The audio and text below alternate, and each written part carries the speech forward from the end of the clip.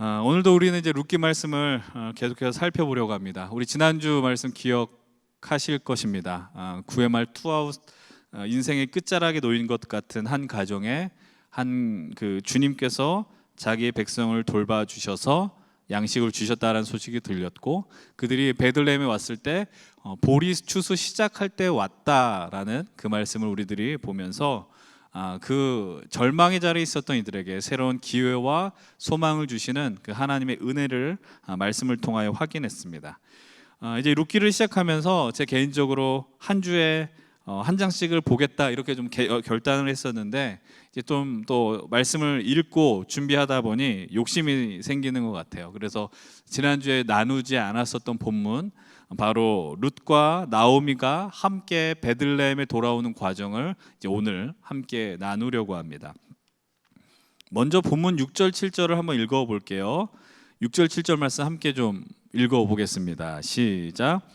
그 여인이 모압 지방에서 여호와께서 자기 백성을 돌보시사 그들에게 양식을 주셨다 함을 듣고 이에 두 며느리와 함께 일어나 모압 지방에서 돌아오려 하여 있던 곳에서 나오고 두 며느리도 그와 함께하여 유다 땅으로 돌아오려고 길을 가다가 극심한 인생의 흉년 속에서 새로운 희망의 소식을 들었던 나오미와 두 며느리가 이제 함께 일어났다라고 성경은 기록합니다. 일어나서 이제 그들의 삶의 방향, 그들의 어떤 움직임이 보이느냐, 모압이 아닌 이제 유다 땅으로 가려고 일어났다라고 성경이 기록하고 있어요.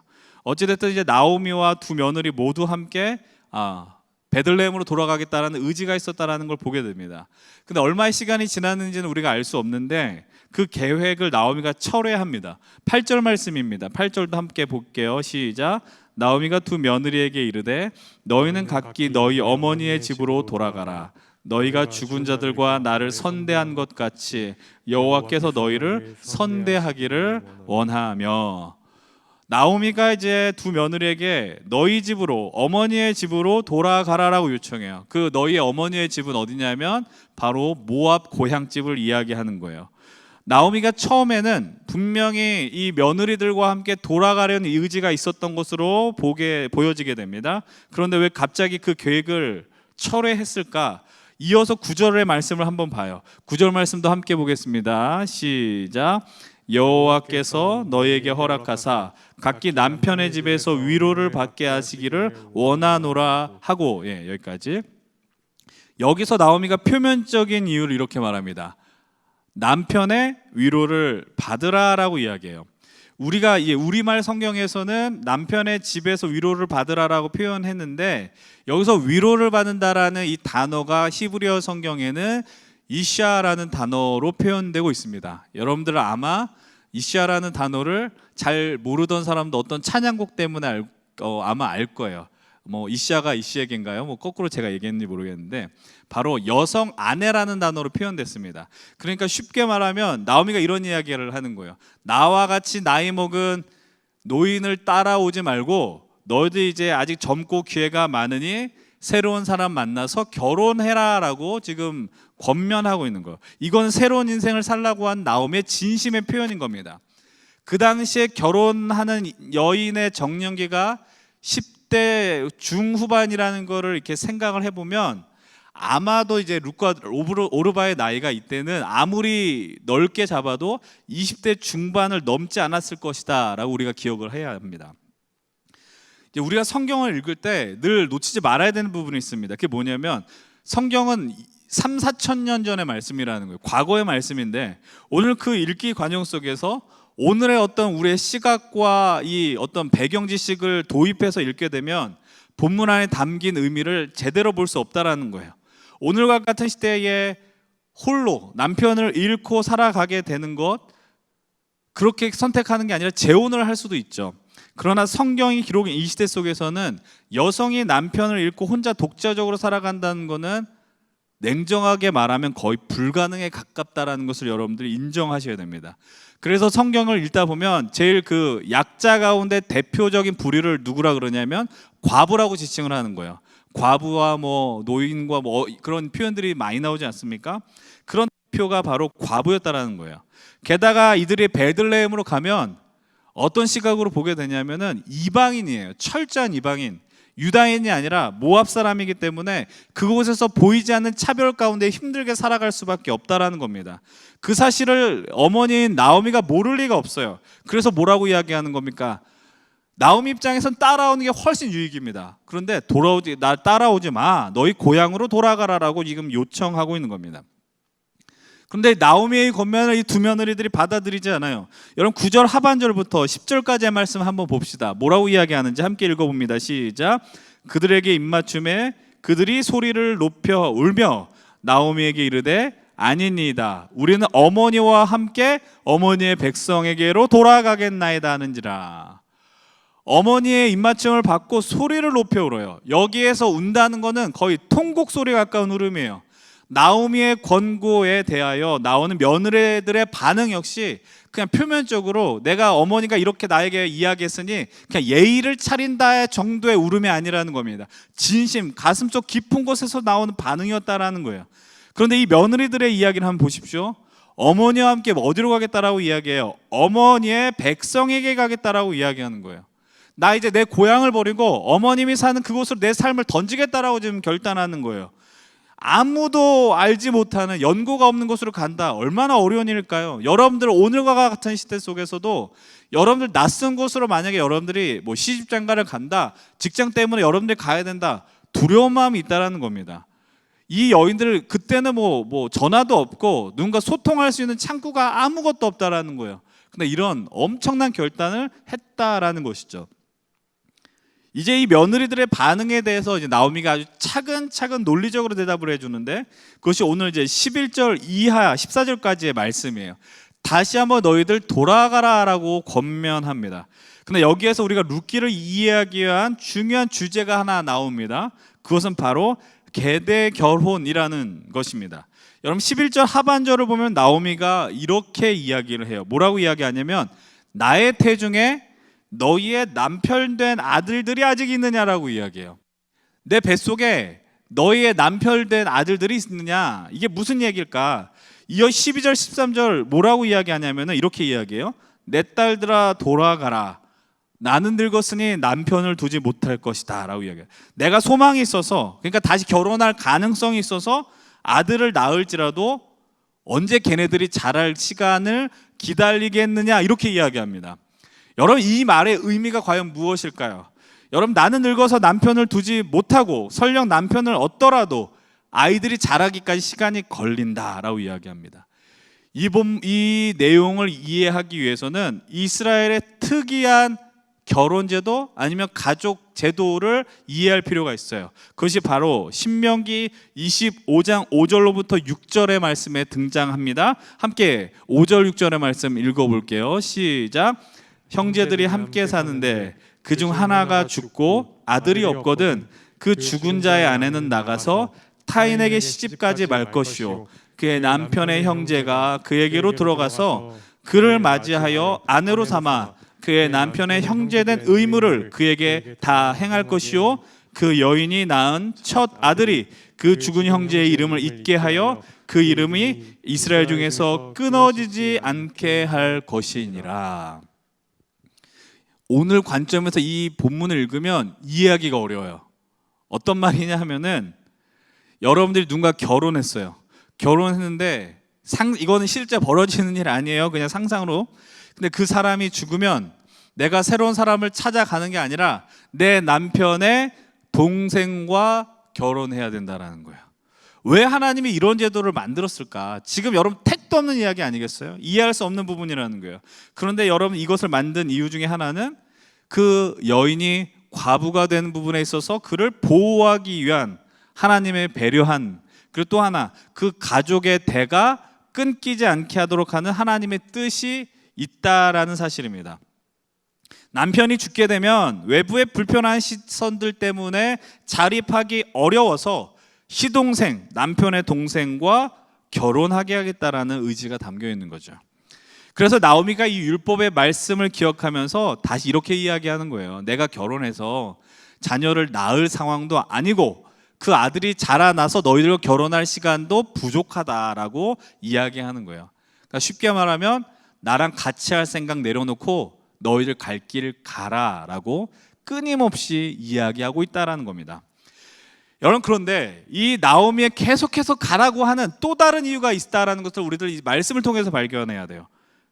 13절 말씀 함께 읽겠습니다. 13절 시작.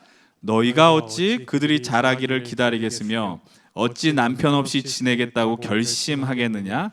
내 딸들아, 그렇지 아니하리라. 여호와의 손이 나를 치셨으므로 나는 너희로 말미암아 더욱이 마음이 아프도다. 아멘. 본문 하반절을 유심히 보세요. 나오미가 자꾸 자기 인식을 뭐라고 이야기하냐면 하나님의 손이 나를 쳤다라고 이야기해요. 어떻게 보면 우리 가정이 하나님 앞에서 온전하지 못했기 때문에 내 삶이 지금 이렇게뿐이 안 된다라는 어떤 인과응보적 접근을 나오미가 하고 있는 거예요. 근데 더 중요한 건 바로 뒷부분입니다. 나는 너희로 말미암아 마음이 아프다라고 이야기해요. 여기서 아프다란 말의 의미는 지난주 여러분 기억하시죠? 나오미가 자기 스스로 뭐라 그랬어요? 사람들이 나오미가 왔다라고 할 때 나를 나오미라 부르지 말고 마라라고 부르라 이렇게 요청했어요. 마라의 뜻은 뭐다? 쓰다라는 의미가 있다고 그랬어요. 여기서 아프다라는 단어 역시 이 마라라는 단어의 어근이 같이 쓰였다라는 거예요. 지금 내 상황이 너무 쓴 상황이라는 거죠. 여러분들, 근데 이것을 오해해서는 안 돼요. 며느리들 때문에 내가 쓰다 이런 이야기가 아니라요. 며느리들이 함께 계속해서 동행하게 되면 며느리들을 볼 때 엘리멜렉 가정 속에 임한 흉년들, 다시 말해 그 쓴 상처들, 나의 사랑하는 아들들이 죽었던 나의 남편이 계속해서 떠올려지는 것이 너무 힘겹다라는 거예요. 그 며느리들이 함께해서 좋긴 좋은데 며느리들을 볼 때마다 나의 과거의 아픈 쓴뿌리들이 떠오른다라는 얘기를 하고 있는 거예요. 여러분, 나오미의 마음이 충분히 공감되세요? 여러분, 우리들도 그럴 때가 있어요. 우리 삶에 의도치 않은 삶의 고난과 상처들과 쓴뿌리들이 우리의 삶을 구성하고 있고, 근데 하나님의 은혜로 그것이 우리 가운데 더 단단해지고 극복해주는 계기로 삼아 오늘 우리가 이 자리에 있어요. 제가 아주 가벼운 예를 하나 들게요. 아주 가벼운 예. 조금은 너무 좀 우스운 예일 수도 있는데, 연인간 정말 뜨거운 사랑을 했다라고 칩시다. 남녀간에 정말 많이 사랑했는데 여러분, 뜨겁게 사랑한 순간이 있지만 남녀간의 일은 모른다고요? 헤어질 수 있단 말이죠. 그런데 영원할 것 같은 관계 속에 헤어지게 되면 이제 이후에 어떤 일이 벌어지게 되면 이후에 그 사람과 함께 했던 그 추억의 자리를 가면 마음이 아픈 거예요. 그 놀이동산 롯데월드의 그 회전목마를 탔는데 내가 뭐 두 번째 자리에 그 뭐 마차에 탔는데 아픈 거라고. 그 카페 같이 갔었던 그곳을 지나갈 때마다 막 눈물이 난다라는 거죠. 여러분, 이게 뭐 가볍게 예를 든 것이지만 여러분, 우리 인생 그런 게 얼마나 많아요. 과거의 어떤 순간을 보면은 그 상처들이 막 떠오르는 거예요. 우리가 그만큼 연약한 존재고 그런 아픔을 품고 사는 것, 여러분, 아파하는 것이 비신앙적인 게 아닙니다. 아파할 땐 아파할 수 있어야 돼요. 여러분, 오늘의 현실이 혹시 나오미 같은 분들이 있다면, 다시 말해서 특정한 과거의 상처 흔적들 때문에 여러분들을 죄고 막 덮고 있다면 제가 여러분들에게 소망하는 건 하나님의 은혜와 사랑이 여러분들을 덮기를 원합니다. 그래서 그 상처들이 회복되어지기를 원해요. 근데 문제는 뭐냐면 그런 이들을 곁에 두며 살아가는 이들, 아파하고 힘겨운 가운데 살아가는 이들, 아까 들었던 예와 연결지어 설명하면 시련의 아픔으로 힘겨운 사람을 향해서 옆에 있는 사람들 막 이렇게 이야기하는 겁니다. 야, 사랑은 사랑으로 덮는 거야. 사랑하면은 그 옛사람이 잊혀져라고 막 이야기하는 것. 모르지 않아요. 여러분, 우리의 삶 속의 문제는 우리가 어떤 삶을 사는 것을 모르느냐. 아니, 우리 다 잘 알고 있어요. 여러분, 설교 알고 있어요. 답을 알고 있어요. 하나님을 잘 믿고 살다 다 알고 있어요. 문제는 뭐냐면 알아도 그렇게 살아내는 게 어렵다라는 거죠. 여러분, 주변 고통 가운데, 주변 사람들 가운데 아파하는데 그 사람을 향해서 너무 직설적으로 삼자 입장에서 그래, 사랑은 사랑으로 덮는 거예요, 그렇게 쉽게 이야기하면 안 된다라는 거예요. 네가 기도하지 않아가지고, 네가 예배 빠져가지고 지금 뭐야, 이 모양 이 꼴이야, 이렇게 쉽게 이야기할 수 없다라는 거예요. 그런 말 하라고 하나님 우리한테 혀를 준 게 아니라는 겁니다. 그럼 어떤 태도가 필요할까요? 여러분 14절의 말씀을 한번 봅시다. 14절의 말씀을 함께 읽어보겠습니다. 14절 시작. 그들이 소리를 높여 다시 울더니 오르바는 그의 시어머니에게 입맞추되 룻은 그를 붙쫓았더라. 다시 통곡하며 울게 됩니다. 이유는 어떤 의미냐 하면 시어머니 나오미에 대한 이 나오미의 상처와 아픔에 대한 이 며느리의 깊은 공감과 이해, 그 안아줌의 울음이었습니다. 성경을 보면 우리에게 요청하는 것 중에 하나가 뭐냐면 너희들 자꾸만 선생되지 말아라고 요청해요. 자꾸만 어디서 가르치려고 하지 말아라.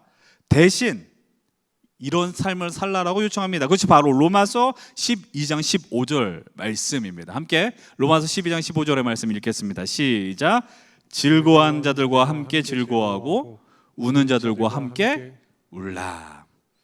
우는 자들과 함께 우는 것이 오늘 우리가 이 땅에 믿음을 갖고 살아가는 그리스도인의 삶의 태도라는 것을 바울은 분명히 규정합니다. 기억하십시오. 이미 여러분들 울고 있을 때, 아파할 때 우리 주님은 우리와 함께 울고 계셨다라는 사실입니다. 근데 그 함께 울어주실 때 애용하는 가장 1번 되는 방법은 뭐냐? 예수를 주로 그리스도로 고백한 성도들을 통하여 함께 울어주신다라는 거예요. 우리 안에 자꾸 아픔 가운데 있는 이들을 보면서 자꾸 선생 노릇하려는 태도가 있다면 내려놓으십시오. 그저 함께 손을 잡고 울어줄 수 있는 좀 그런 넉넉한 모습들이 이곳에 함께 있는 여러분들에게 있었으면 좋겠어요.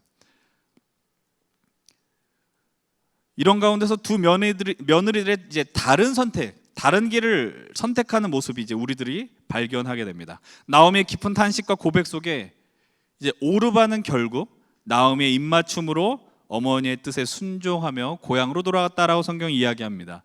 그러나 룻은 여전히 그 상황 속에서 나오미의 뜻을 따르지 않고 자기의 뜻을 굽히지 않습니다. 여기까지의 내용이 오늘 우리가 선택한 본문 중반부까지의 상황입니다. 이제 정말 본격적으로 살펴봐야 하는, 기억해야 하는 중요한 질문이 있습니다.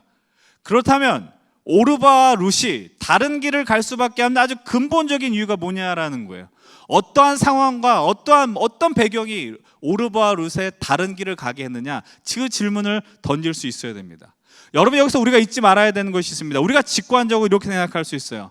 어머니를 따른 룻은 절대적인 선이며 어머니를 벗어난 따르지 않은 오르바는 좀 나쁘다, 그렇게 이야기할 수 없는 겁니다. 제가 여러분들 폄훼하는 것이 아니라 저도 마찬가지예요. 이 상황에 놓였더라면 우리 대부분 다 오르바와 같은 선택을 했었을 거야. 내가 너무 어머니를, 나오미를 사랑하지만 나오미의 그 가슴 깊은 고백으로 설득당하기에 충분하기 때문입니다. 그런데 룻은 오르바와 다른, 아주 많이 다른 선택을 하게 됩니다. 여기 본문에서 보면 붙쫓았다라고 이야기하는 것은 정말 말 그대로 이 접착체처럼 딱 붙이는 것처럼 합했다라는 뜻이 있는 거예요. 룻이 그만큼 어머니와 함께 하려는 의지가 강했다라는 겁니다. 그런데 여러분들 오늘 성경을 읽다 보면 이상하게 느껴지는 단어가 있습니다.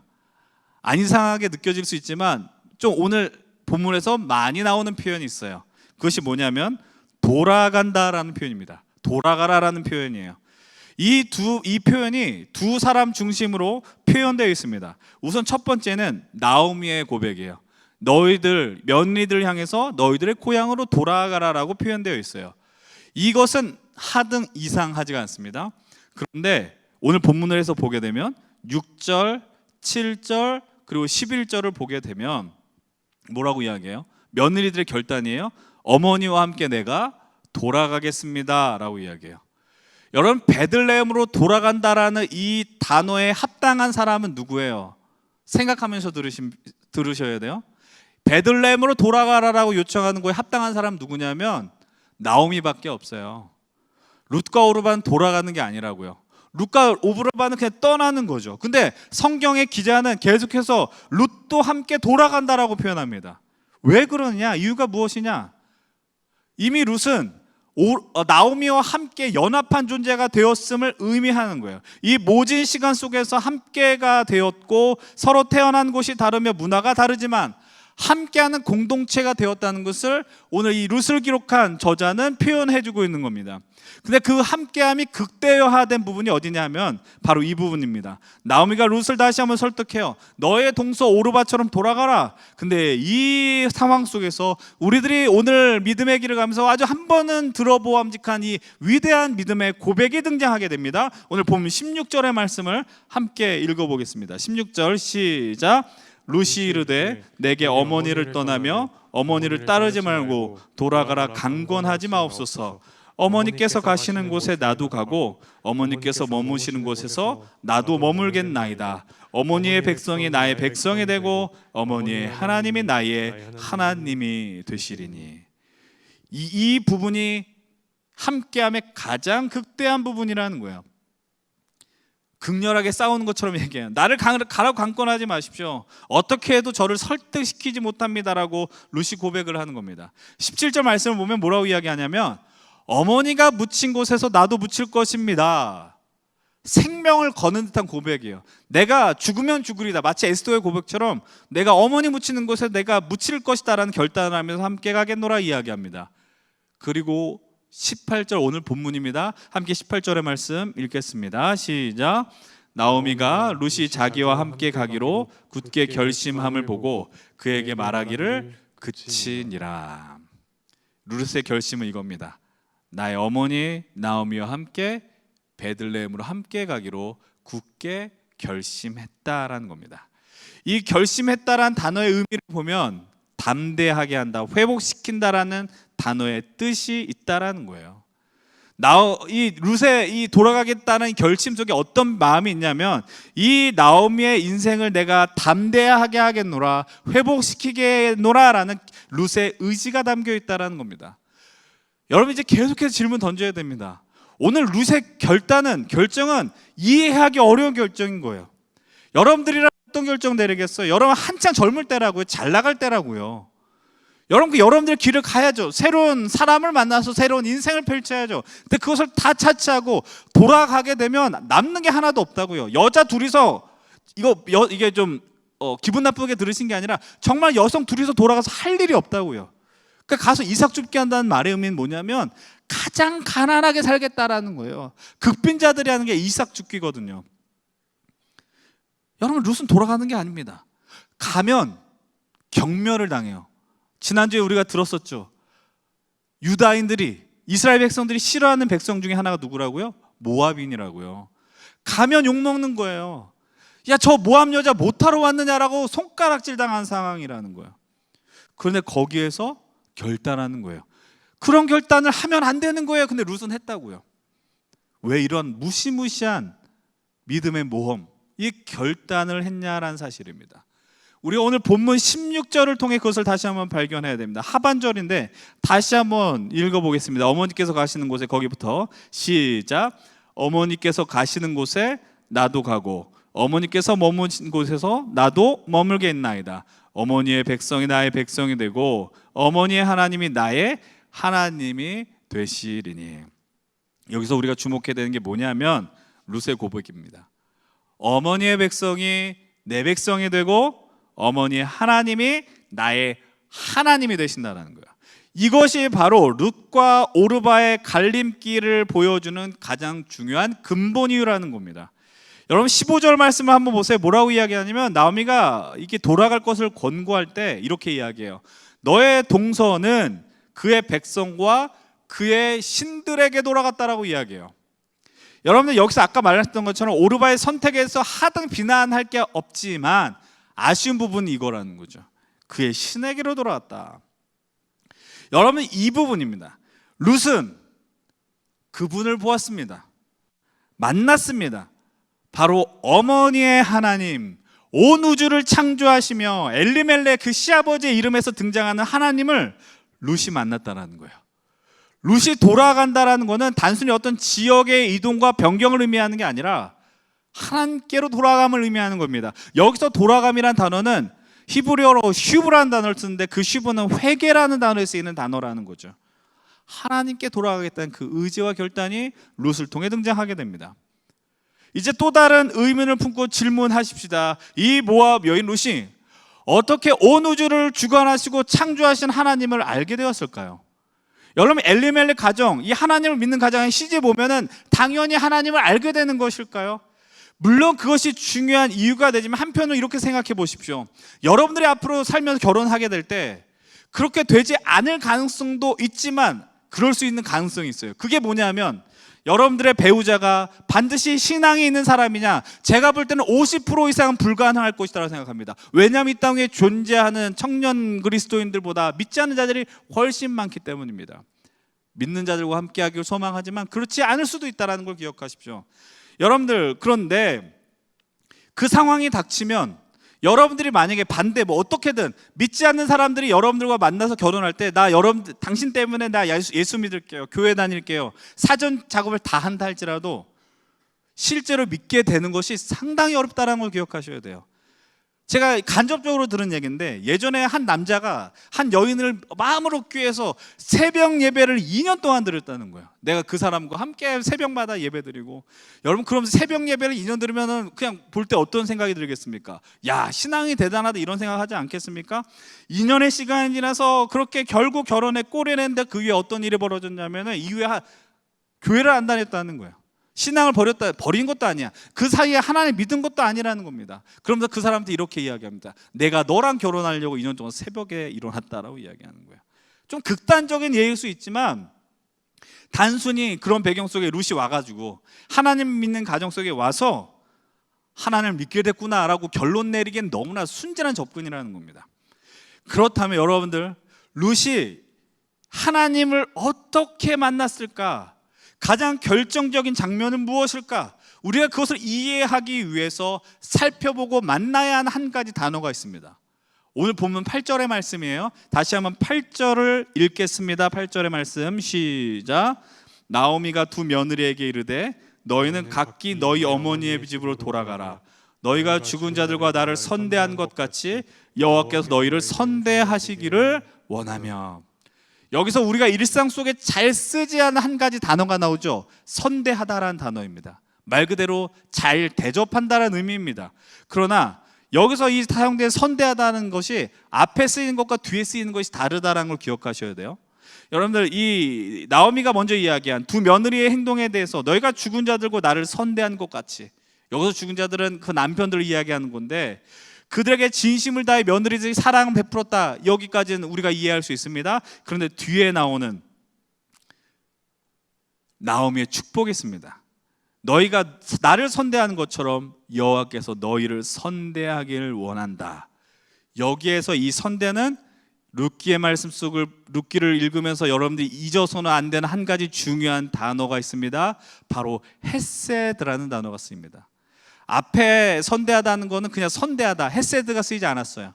근데 뒤에 단어는 헤세드가 쓰였어요. 이 헤세드란 단어는 그냥 잘 베푼다, 정성을 다한다, 이 단어를 품기에는 너무 큰 단어라는 것을 기억하셔야 됩니다. 이 헤세드란 단어의 주체는 누가 될 수 있느냐? 하나님만이 될 수 있다라는 거예요. 여러분, 그녀는 축복합니다. 며느리들을 향해서 하나님께 헤세드가 너희들에게 임하기를 소망한다. 근데 이것을 이 순간에만 베풀었고 고백했을까요? 그렇지 않았을 것입니다. 이 헤세드의 축복은 나오미가 두 며느리를 향해서 일상 속에 베풀었을 복일 것이고, 단순히 입술로만의 헤세드의 은혜를 구하는 것이 아니라 모압 생활 속에서 알게 모르게 먹이시고 입혀주시는, 생명을 이어주신 하나님의 헤세드를 룻이 목격하게 되었다는 겁니다. 나오미가 적극적으로 전도해서 하나님을 알게 된 게 아니에요. 나오미가 룻을 향해서 전도지를 전해주고 예수 천당 불신족을 외치면서 하나님을 전해서 알게 된 게 아니라는 거예요. 정말 나오미의 인생 속에 스스로 말하라고 말하는 규정지는 인생이었을지라도 그가 최악의 선택을 하지 않고 새로운 삶의 자리를 선택하는 나오미를 보면서 룻은 또 보는 거예요. 헤세드의 하나님이 또 일하실 것이다라는 작은 소망의 근거를 발견하고 목격한 겁니다. 이 움직임 속에서 나도 헤세드의 하나님께 내 인생을 걸겠노라, 그 결단이 나오미를 선택하게 했고 베들레헴을 향한 발걸음으로 이동시켰다는 것을 여러분들 기억하셔야 합니다. 오늘 제가 이 룻기 1장을 한 번 더 정한 이유는 바로 이 이야기 하려고 하는 거예요. 이 이야기. 여러분, 오늘 우리가 여기서 예배할 수 있는 이유는 뭐냐면 복잡할 것 없습니다. 하나님께서 여러분들 인생 속에 헤세드를 베풀어 주셨어요. 여러분 인생 속에 먹이시고 입혀주시고 건져주신 은혜가 얼마나 많이 있었는지 모른다라는 거예요.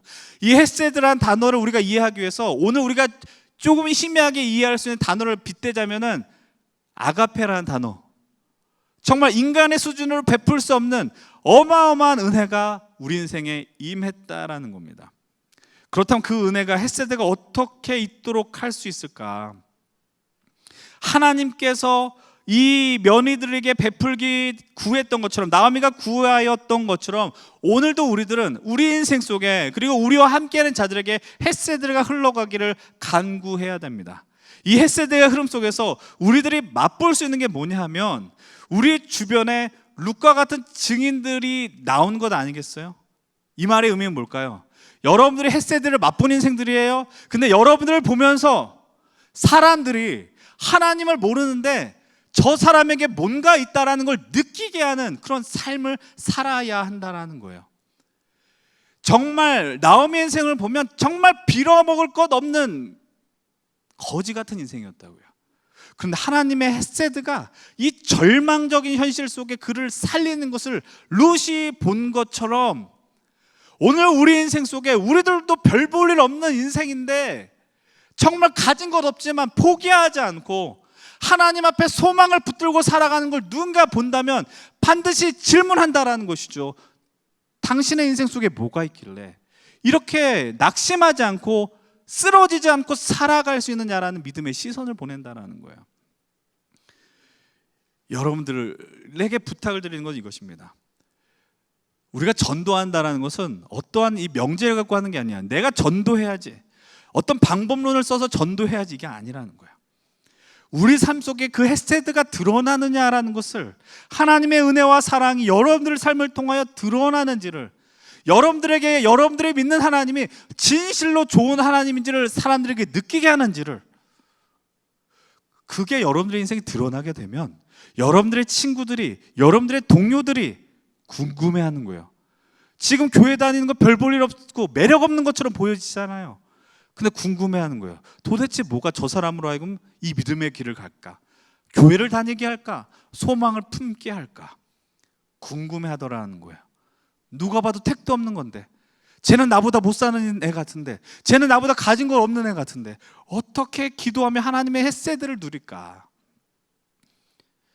여러분을 향해서 진심으로 부탁드리는 것은 여러분들의 인생을 통해서 여러분들과 함께한 사람들이 하나님 나라와 복음에 대해서 궁금해하게 하는 삶을 살아내시기를 부탁을 드려요. 하나님 믿어라는 말을 하라는 얘기가 아니에요. 여러분들도 힘들 때가 있잖아요. 낙심한 순간이 있잖아요. 그 순간에 내가 주님께 의지하고 붙들어서 그 절망 속에 딛고 일어나는 모습을 보여주면서 궁금하게 하라는 겁니다. 여러분, 베드로전서 3장 14절과 15절의 말씀을 한번 잘 눈으로 보십시오. 함께 읽어볼게요. 베드로전서 3장 14, 15절입니다. 시작. 그러나 의를 위하여 고난을 받으면 인자니 그들이 두려워하는 것을 두려워하지 말며 근심하지 말고, 다음입니다. 너희 마음에 그리스도를 주로 삼아 거룩하게 하고 너희 속에 있는 소망에 관한 이유를 묻는 자에게 대답할 것을 항상 준비하되 온유와 두려움으로 하고. 의를 위하여 고난을 받는 순간이 있어요. 믿음을 지키고 살아갈 때, 절망이 있을 때 내가 쓰러지지 않고 죽지 않고 살아나는 것이 너무나도 궁금한 겁니다. 그래서 사람들이 질문하는 거예요. 어떻게 이 상황 속에서 죽지 않고 버텨내는 삶을 살아내느냐? 이 질문을 품는 자들에게 대답할 것을 늘 준비하라라고 사도 베드로는 요청하고 있는 겁니다. 사랑하는 우리 연신교회 청년 동역자 여러분들, 오늘 우리가 이 시대 속에서 하나님 나라 복음, 예수 그리스도의 십자가 부활, 정말 하찮게 여겨지는 것 같은 시대 속에서, 예수 믿으라고 하면 설득되어지지 않는 이 시대 속에서 우리들이 포기하지 말아야 하는 건, 하나님 오늘 여러분을 이 자리에 부르기까지 베풀어 주신 그 헤세드의 사랑이 여러분들 주변에 있는 사람들에게도 필요하다는 걸 기억하셔야 돼요. 룻이 나오미와 함께 가기로 굳게 결심한 이유가 무엇인지 이제 아시겠습니까? 어떠한 상황 속에서도 먹이시고 입히시는 하나님의 은혜와 사랑을 룻이 나오미의 인생 속에서 목격하였다라는 겁니다. 나는 이제 전도해야지. 여러분 주변에 그런 사람들 있죠? 교회 나왔다가 떠난 사람들이 있을 것이고 힘들어하는데 복음 전하는 게 어려운 사람들 분명 있을 겁니다. 근데 전도지 들고 가라는 게 아닙니다. 예수 믿으십시오. 성경책 들고 가라는 이야기가 아닙니다. 여러분들의 인생을 통해서 궁금하게 만들라는 거예요. 여러분 착각해서는 안 되는 것이 있습니다. 여러분들도 죽을 것 같습니까? 근데 여러분들 주변에 있는 사람들, 여러분들보다 더 죽을 것 같은 사람들도 있다는 걸 기억하셔야 돼요. 정말 일이 안 터져서 속병 들고 마음에 깊은 병이 들어서 절망하고 좌절하는 이들이 있다는 겁니다. 그런 이들을 향해서 거창한 일을 하라는 게 아닙니다. 위로의 말을 하십시오. 우는 자들과 함께 울라라는 그 말씀을 기억하십시오. 카톡 메시지 하나 보내셔도 됩니다. 내가 너를 위해서 기도한다라는 거. 그 사람이 예수 안 믿어도 내가 너를 위해서 기도한다고 할 때 기도하지 말라라고 한 사람은 없어요. 여러분들 성경책에 보면은 내가 하나님의 위로의 말씀이 얼마나 많이 있습니까? 놀라지 말라, 두려워하지 말라. 그거 한 구절 보내줘서 왜 나에게 성경 말씀 보내서 절규한 사람 없다고요. 고맙다라고 이야기하지. 여러분들도 고백하십시오. 내가 어떻게 살 수 있었느냐. 간증하면 돼, 간증. 내가 오늘 이렇게 살고 버틸 수 있는 이유가 바로 하나님의 헤세드 때문이었다라는 걸. 그렇게 될 때 여러분들과 함께하는 여러분들의 친구들이, 동료들이, 가족들이 질문을 하게 될 것입니다. 네가 이렇게 살아가는 소망의 이유가 무엇이냐.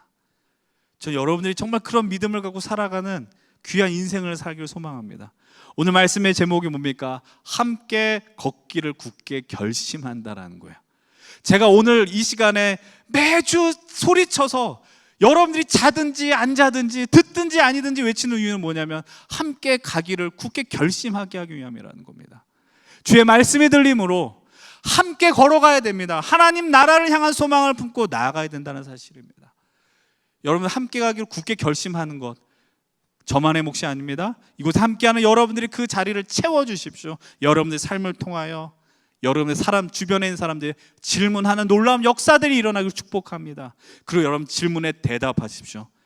하나님의 헤세드가 여러분들의 삶을 통하여 충만하게 흘러가기를 다시 한번 주의 이름으로 간절히 축원을 드립니다.